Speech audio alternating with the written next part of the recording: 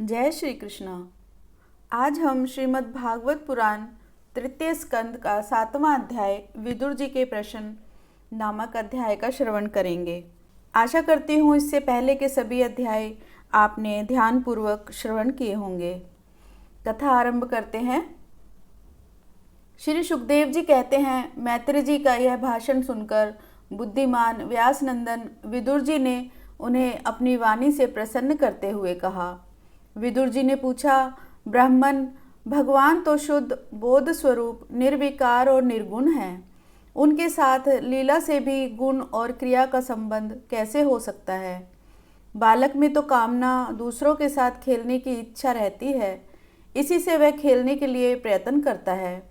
किंतु भगवान तो स्वतः नित्य तृप्त, पूर्ण काम और सर्वदा असंग हैं।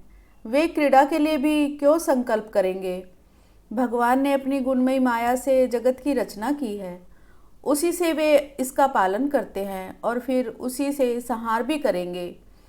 जिनके ज्ञान का देश, काल या अवस्था से अपने आप या किसी दूसरे निमित्त से भी कभी लोप नहीं होता, उनका माया के साथ किस प्रकार संयोग हो सकता है? एकमात्र ये भगवान ही समस्त क्षेत्रों में उनके साक्षी रूप से स्थित हैं। फिर इन्हें दुर्भाग्य या किसी प्रकार के कर्म जनित कलेश की प्राप्ति कैसे हो सकती है? भगवान, इस अज्ञान संकट में पड़कर मेरा मन बड़ा खिन्न हो रहा है। आप मेरे मन के इस महान मोह को कृपा करके दूर कीजिए। श्री सुखदेव जी कहते हैं, तत्व जिज्ञासु विदुर जी की यह प्रेरणा प्राप्त कर अहंकारहीन श्री मैत्री जी ने भगवान का स्मरण करते हुए मुस्कुराते हुए कहा। श्री मैत्री जी ने कहा, जो आत्मा सबका स्वामी और सर्वथा मुक्त स्वरूप है, वही दीनता और बंधन को प्राप्त हो, यह बात युक्ति विरुद्ध अवश्य है। किंतु वस्तुतः यही तो भगवान की माया है। जिस प्रकार स्वप्न देखने वाले पुरुष को अपना सिर कटना आदि व्यापार न होने पर अज्ञान के कारण सत्यवत भासते हैं, उसी प्रकार इस जीव को बंधन आदि न होते हुए भी अज्ञानवश भास रहे हैं। यदि यह कहा जाए कि फिर ईश्वर में इनकी प्रतीति क्यों नहीं होती, तो इसका उत्तर यह है कि जिस प्रकार जल में होने वाली कंपन आदि क्रिया जल में दिखने वाले चंद्रमा के प्रतिबिंब में न होने पर भी ऐसा आभास देती है, आकाश तो चंद्रमा में नहीं, उसी प्रकार देह से अभिमानी जीव में ही देह के मिथ्या धर्मों की प्रतीति होती है, परमात्मा में नहीं। निष्काम भाव से धर्मों का आचरण करने पर भगवत कृपा से प्राप्त हुए भक्ति योग के द्वारा यह प्रतीति धीरे धीरे निवृत्त हो जाती है। जिस समय समस्त इंद्रियां विषयों से हटकर साक्षी परमात्मा श्री हरि में निश्चल भाव से स्थित हो जाती है, उस समय गाढ़ निद्रा में सोए हुए मनुष्य के समान जीव के राग द्वेष आदि सारे कलेश सर्वथा नष्ट हो जाते हैं। श्री कृष्ण के गुणों का वर्णन और श्रवण अशेष दुख राशि को शांत कर देता है। फिर यदि हमारे हृदय में उनके चरण कमल की रज के सेवन का प्रेम जग पड़े, तब तो कहना ही क्या है। विदुर जी ने कहा, भगवान, आपके युक्त युक्त वचनों की तलवार से मेरे संदेह छिन्न भिन्न हो गए हैं। अब मेरा मन भगवान की स्वतंत्रता और जीव की प्रतंत्रता दोनों ही विषयों में खूब प्रवेश कर रहा है। विद्वान, आपने यह बात बहुत ठीक कही कि जीव को जो कलेश आदि की प्रतीति हो रही है, उसका आधार केवल भगवान की माया ही है। यह कलेश मिथ्या और निर्मूल ही है, क्योंकि इस विश्व का मूल कारण ही माया के अतिरिक्त और कुछ नहीं है। इस संसार में दो ही प्रकार के लोग सुखी हैं, या तो जो अत्यंत मूढ़ हैं या जो बुद्धि आदि से अतीत श्री भगवान को प्राप्त कर चुके हैं। बीच की श्रेणी के संशय करने वाले लोग तो दुख ही भोगते रहते हैं। भगवान, आपकी कृपा से मुझे यह निश्चय हो गया है कि ये अनात्म पदार्थ वस्तुतः है नहीं, केवल प्रतीत होती है। अब मैं आपके चरणों की सेवा के प्रभाव से उस प्रतीति को भी हटा दूंगा। इन श्री चरणों की सेवा से नित्य सिद्ध भगवान श्री मधुसूदन के चरण कमलों में उत्कट प्रेम और आनंद की वृद्धि होती है, जो आवागमन के यंत्रणा का नाश कर देती है। महात्मा लोग भगवत प्राप्ति के साक्षात मार्ग ही होते हैं। उनके यहाँ सर्वदा देव देव श्री हरि के गुणों का गान होता रहता है। अल्प पुण्य पुरुष को उनकी सेवा का अवसर मिलना अत्यंत कठिन है। भगवान, आपने कहा कि सृष्टि के प्रारंभ में भगवान ने क्रमशः महदादि तत्व और उनके विकारों को रचकर फिर उनके अंशों से विराट को उत्पन्न किया और इसके पश्चात वे स्वयं उसमें प्रविष्ट हो गए। उन विराट के हजारों पैर, जांघें और बाहें हैं। उन्हीं को वेद आदि पुरुष कहते हैं। उन्हीं में ये सब लोग विस्तृत रूप से स्थित हैं। उन्हीं में इंद्रिय विषय और इंद्रिय अभिमानी देवताओं के सहित 10 प्रकार के प्राणों का, जो इंद्रिय बल, मनोबल और शारीरिक बल रूप से 3 प्रकार हैं, आपने वर्णन किया है। और उन्हीं से ब्रह्मादि वर्ण भी उत्पन्न हुए हैं। अब आप मुझे इनकी ब्रह्मादि विभूतियों का वर्णन सुनाइए, जिनसे पुत्र, पौत्र, नाती और कुटुंबियों के सहित तरह तरह की प्रजा उत्पन्न हुई और उससे यह सारा ब्रह्मांड भर गया। वह विराट ब्रह्मादि प्रजापतियों का भी प्रभु है। उसने किन किन प्रजापतियों को उत्पन्न किया तथा सर्ग, अनुसर्ग और मनवंतरों के अधिपति मनुओं की भी किस क्रम से रचना की। मैत्रेय जी, उन मनुओं के अंश और वंशधर राजाओं के चरित्र का, पृथ्वी के ऊपर और नीचे के लोकों का तथा भूलोक के विस्तार और स्थिति का भी वर्णन कीजिए तथा यह भी बताइए कि त्रियक, मनुष्य, देवता, सर्प आदि रेंगने वाले जंतु और पक्षी तथा जरायुज, स्वेदज, अंडज और उद्विज, ये 4 प्रकार के प्राणी किस प्रकार उत्पन्न हुए। श्री हरि ने सृष्टि करते हुए जगत की उत्पत्ति, स्थिति और संहार के लिए अपने गुण अवतार ब्रह्मा, विष्णु और महादेव जी से जो कल्याणकारी लीलाएं की, उनका भी वर्णन कीजिए। वेश, आचरण और स्वभाव के अनुसार वर्ण आश्रम का विभाग, ऋषियों के जन्म कर्मादि, वेदों का विभाग, यज्ञों का विस्तार, योग का मार्ग, ज्ञान मार्ग, उसका साधन, सांख्य मार्ग तथा भगवान के कहे हुए नारद, पांचरात्र आदि तंत्र शास्त्र, विभिन्न पाखंड मार्गों के प्रचार से होने वाली विषमता, नीच वर्ण के पुरुष से उच्च वर्ण की स्त्री में होने वाली संतानों के प्रकार तथा भिन्न भिन्न गुण और कर्मों के कारण जीव की जैसी और जितनी गतियाँ होती हैं, वे सब हमें सुनाइए।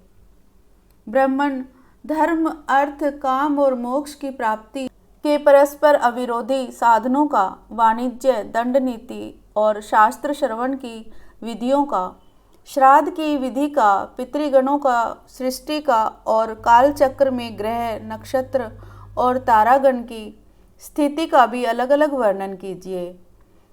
दान, तप और इष्ट तथा पूर्त कर्मों का क्या फल है। प्रवास और आपत्ति के समय मनुष्य का क्या धर्म होता है।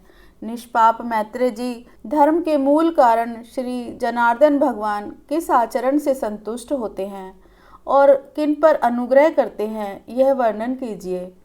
द्विजवर, दीनवत्सल गुरुजन अपने अनुगत शिष्यों और पुत्रों को बिना पूछे भी उनके हित की बात बतला दिया करते हैं। भगवान, उन महदादि तत्वों का प्रलय कितने प्रकार का है तथा जब भगवान योग निद्रा में शयन करते हैं तब उनमें से कौन कौन तत्व उनकी सेवा करते हैं और कौन उनमें लीन हो जाते हैं। जीव का तत्व, परमेश्वर का स्वरूप, उपनिषद प्रतिपादित ज्ञान तथा गुरु और शिष्य का पारस्परिक प्रयोजन क्या है। पवित्र आत्मा विद्वानों ने उन ज्ञान की प्राप्ति के क्या क्या उपाय बतलाए हैं, क्योंकि मनुष्य को ज्ञान, भक्ति या वैराग्य की प्राप्ति अपने आप तो हो नहीं सकती। हे ब्राह्मण, माया मोह के कारण मेरी विचार दृष्टि नष्ट हो गई है। मैं अज्ञ हूँ। आप मेरे परम सुहृदय हैं, अतः श्री हरि लीला का ज्ञान प्राप्त करने की इच्छा से मैंने जो प्रश्न किए हैं उनका उत्तर मुझे दीजिए। हे पुण्यमय मैत्रेय जी, भगवत तत्व के उपदेश द्वारा जीवों को जन्म मृत्यु से छुड़ाकर उसे अभय कर देने में जो पुण्य होता है, समस्त वेदों के अध्ययन, यज्ञ, तपस्या और दान आदि से होने वाला पुण्य उस पुण्य के 16वें अंश के बराबर भी नहीं हो सकता। श्री सुखदेव जी कहते हैं, राजन, जब कुरुश्रेष्ठ विदुर जी ने मुनिवर मैत्रेय जी से इस प्रकार पुराण विषयक प्रश्न किए, तब भगवत चर्चा के लिए प्रेरित किए जाने के कारण वे बड़े प्रसन्न हुए और मुस्कुराकर उनसे कहने लगे। इस प्रकार यह अध्याय यहीं समाप्त हुआ। 8वां अध्याय, ब्रह्मा जी की उत्पत्ति। श्री मैत्रेय जी ने कहा, विदुर जी, आप भगवत भक्तों में प्रधान लोकपाल यमराज ही हैं। आपके पुरुवंश में जन्म लेने के कारण वह वंश साधु पुरुषों के लिए भी सेव्य हो गया। धन्य है, आप निरंतर पद पद पर श्री हरि की कीर्तिमयी माला को नित्य नूतन बना रहे हैं। अब मैं शूद्र विषय सुख की कामना से महान दुख को मोल लेने वाले पुरुषों की दुख निवृत्ति के लिए श्रीमद् भागवत पुराण प्रारंभ करता हूँ, जिसे स्वयं श्री संकर्षण भगवान ने सनकादि ऋषियों को सुनाया था। अखंड ज्ञान संपन्न आदिदेव भगवान संकर्षण पाताल लोक में विराजमान थे। सनत कुमार आदि ऋषियों ने उनसे परम पुरुषोत्तम ब्रह्म का तत्व जानने के लिए उनसे प्रश्न किया। उस समय शेष जी अपने आश्रय स्वरूप उन परमात्मा की मानसिक पूजा कर रहे थे, जिनका वेद वासुदेव के नाम से निरूपण करते हैं। उनके कमल कोश सरीखे नेत्र बंद थे। प्रश्न करने पर सनत कुमार आदि ज्ञानी जनों के आनंद के लिए उन्होंने अध खुले नेत्रों से देखा। सनत कुमार और ऋषियों ने मंदाकिनी के जल से भीगे अपने जटा समूह से उनके चरणों की चौकी के रूप में स्थित कमल का स्पर्श किया, जिसकी नागराज कुमारियां अभिलाषित वर की प्राप्ति के लिए प्रेम पूर्वक अनेकों उपहार सामग्रियों से पूजा करती हैं। सनत कुमार आदि उनकी लीला के मर्मज्ञ हैं। उन्होंने बार बार प्रेम गदगद वाणी से उनकी लीला का गान किया है। उस समय शेष भगवान के उठे हुए सहस्त्रों फण किरीटों की सहस्त्र सहस्त्र श्रेष्ठ मणियों की छिटकती हुई रश्मियों से जगमगा रहे थे। भगवान संकर्षण ने निवृत्ति प्रायण सनत कुमार जी को यह भगवत सुनाया था। ऐसा प्रसिद्ध है। सनत कुमार जी ने फिर इसे परम व्रतशील सांख्यायन मुनि को उनके प्रश्न करने पर सुनाया। परमहंसों में प्रधान श्री सांख्यायन जी को जब भगवान की विभूतियों का वर्णन करने की इच्छा हुई, तब उन्होंने इसे अपने अनुगत शिष्य हमारे गुरु श्री पराशर जी को और बृहस्पति जी को सुनाया।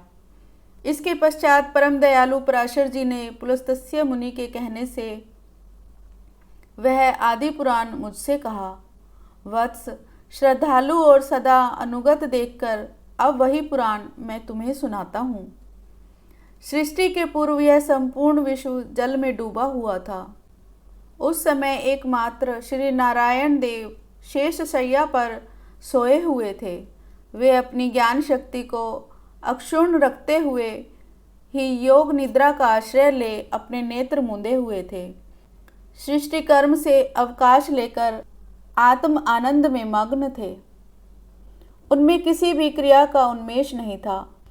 जिस प्रकार अग्नि अपनी दाहिका आदि शक्तियों को छिपाए हुए लकड़ी में व्याप्त रहता है, काष्ठ में व्याप्त रहता है, उसी प्रकार श्री भगवान ने संपूर्ण प्राणियों के सूक्ष्म शरीर को अपने शरीर में लीन करके अपने आधारभूत उस जल में शयन किया।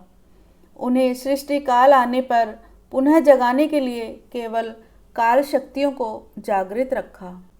इस प्रकार अपनी स्वरूप भूता इच्छा शक्ति के साथ एक सहस्त्र चतुर्युग पर्यंत जल में शयन करने के अनंतर जब उन्हीं के द्वारा नियुक्त उनकी काल शक्ति ने उन्हें जीवों के कर्मों की प्रवृत्ति के लिए प्रेरित किया, तब उन्होंने अपने शरीर में लीन हुए अनंत लोक देखे। जिस समय भगवान की दृष्टि अपने में निहित लिंग शरीर आदि सूक्ष्म तत्व पर पड़ी, तब वह कालाश्रित रजोगुण से शुभित होकर सृष्टि रचना के निमित्त उनके नाभि देश से बाहर निकला। कर्म शक्ति को जागृत करने वाले काल के द्वारा विष्णु भगवान की नाभि से प्रकट हुआ वह सूक्ष्म तत्व कमल कोश के रूप में सहसा ऊपर उठा और उसने सूर्य के समान अपने तेज से उस अपार जल राशि को दैदीप्यमान कर दिया। संपूर्ण गुणों को प्रकाशित करने वाले उस सर्वलोकमय कमल में वे विष्णु भगवान ही अंतर्यामी रूप से प्रविष्ट हो गए। तब उसमें से बिना पढ़ाए ही स्वयं संपूर्ण वेदों को जानने वाले साक्षात वेद मूर्ति श्री ब्रह्मा जी प्रकट हुए, जिन्हें लोग स्वयंभू कहते हैं। उस कमल की गद्दी पे बैठे हुए ब्रह्मा जी को जब कोई लोक दिखाई नहीं दिया, तब वे आंखें फाड़कर आकाश में चारों ओर गर्दन घुमाकर देखने लगे। इससे उनके चारों दिशाओं में चार मुख हो गए। उस समय प्रलयकालीन पवन के थपेड़ों से उछलती हुई जल की तरंगमालाओं के कारण उस जलराशि से ऊपर उठे हुए कमल पर विराजमान आदिदेव ब्रह्मा जी को अपना तथा उस लोक तत्व रूप कमल का कुछ भी रहस्य न जान पड़ा। वे सोचने लगे, इस कमल की कर्णिका पर बैठा हुआ मैं कौन हूँ? यह कमल भी बिना किसी आधार के जल में कहाँ से उत्पन्न हो गया? इसके नीचे अवश्य कोई ऐसी वस्तु होनी चाहिए जिसके आधार पर यह स्थित है। ऐसा सोचकर वे उस कमल की नाल के सूक्ष्म छिद्रों में होकर उस जल में घुसे, किंतु उस नाल के आधार को खोजते खोजते नाभि देश के समीप पहुंच जाने पर भी वे उसे पा न सके। विदुर जी उस अपार अंधकार में अपने उत्पत्ति स्थान को खोजते खोजते ब्रह्मा जी को बहुत काल बीत गया। यह काल ही भगवान का चक्र है जो प्राणियों को भयभीत करता रहता है। अंत में विफल मनोरथ हो वे वहाँ से लौट आए और पुनः अपने आधारभूत कमल पर बैठकर धीरे धीरे प्राणवायु को जीतकर चित्त को निसंकल्प किया और समाधि में स्थित हो गए। इस प्रकार पुरुष की पूर्ण आयु के बराबर काल तक अच्छी तरह योग अभ्यास करने पर ब्रह्मा जी को ज्ञान प्राप्त हुआ। तब उन्होंने अपने उस अधिष्ठान को, जिसे वे पहले खोजने पर भी नहीं देख पाए थे, अपने ही अंतःकरण में प्रकाशित होते देखा। उन्होंने देखा कि उस प्रलयकालीन जल में शेष जी के कमल नाल सदृश गौर और विशाल विग्रह की शैया पर पुरुषोत्तम भगवान अकेले ही लेटे हुए हैं। शेष जी के 10,000 फण छत्र के समान फैले हुए हैं। उनके मस्तकों पर किरीट शोभायमान हैं। उनमें जो मणियाँ जड़ी हुई हैं, उनकी कांति से चारों ओर का अंधकार दूर हो गया। वे अपने श्याम शरीर की आभा से मरकत मणि के पर्वत की शोभा को लज्जित कर रहे हैं। उनकी कमर का पीतपट पर्वत के प्रांत देश में छाए हुए सायंकाल के पीले पीले चमकीले मेघों की आभा को मलिन कर रहा है। सिर पर सुशोभित सुवर्ण मुकुट सुवर्णमय शिखरों का मान मर्दन कर रहा है। उनकी वनमाला पर्वत के रत्न, जलप्रपात, औषधि और पुष्पों की शोभा को परास्त कर रही है तथा उनके भुजदंड वेणुदंड का और चरण वृक्षों का तिरस्कार करते हैं। उनका वह श्री विग्रह अपने परिमाण से लंबाई चौड़ाई में त्रिलोकी का संग्रह किए हुए है। वह अपनी शोभा से विचित्र एवं दिव्य वस्त्र आभूषणों की शोभा को सुशोभित करने वाला होने पर भी पीताम्बर आदि अपनी वेशभूषा से सुसज्जित हैं।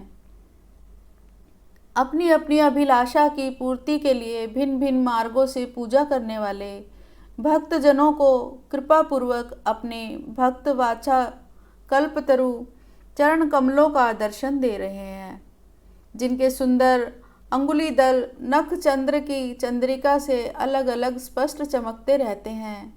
सुंदर नासिका, अनुग्रह वर्षी भौएं, कानों में झिलमिलाते हुए कुंडलों की शोभा, बिंबा फल के समान लाल लाल अधरों की कांति एवं लोकार्तिहारी मुस्कान से युक्त मुखारविंद के द्वारा वे अपने उपासकों का सम्मान अभिनंदन कर रहे हैं।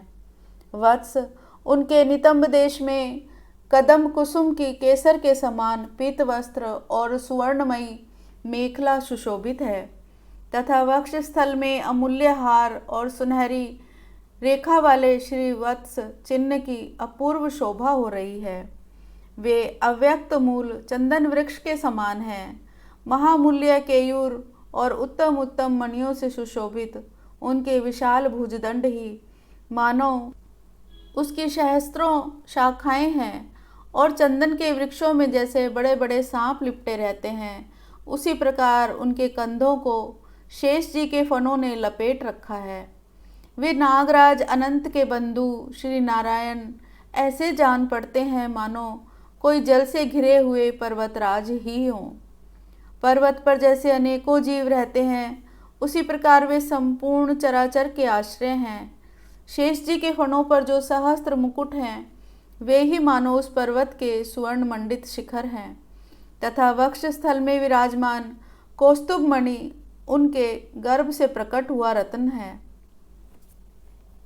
प्रभु के गले में वेद रूप भोरों से गुंजायमान अपनी कीर्तिमयी वनमाला विराज रही है।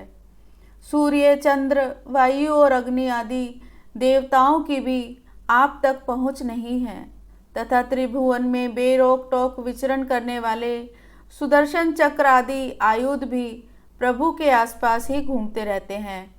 उनके लिए भी आप अत्यंत दुर्लभ हैं। तब विश्व रचना की इच्छा वाले लोक विधाता ब्रह्मा जी ने भगवान के नाभि सरोवर से प्रकट हुआ वह कमल, जल, आकाश, वायु और अपना शरीर, केवल ये 5 ही पदार्थ देखे। इनके सिवा कुछ उन्हें दिखाई नहीं दिया। रजोगुण से व्याप्त ब्रह्मा जी प्रजा की रचना करना चाहते थे। जब उन्होंने सृष्टि के कारण रूप केवल वे 5 ही पदार्थ देखे, तब लोक रचना के लिए उत्सुक होने के कारण वे अचिंत्य गति श्री हरि में चित्त लगाकर उन परम पूजनीय प्रभु की स्तुति करने लगे। इस प्रकार यह अध्याय यहीं समाप्त होता है। ओम श्री कृष्णाय नमः। कथा अभी जारी है।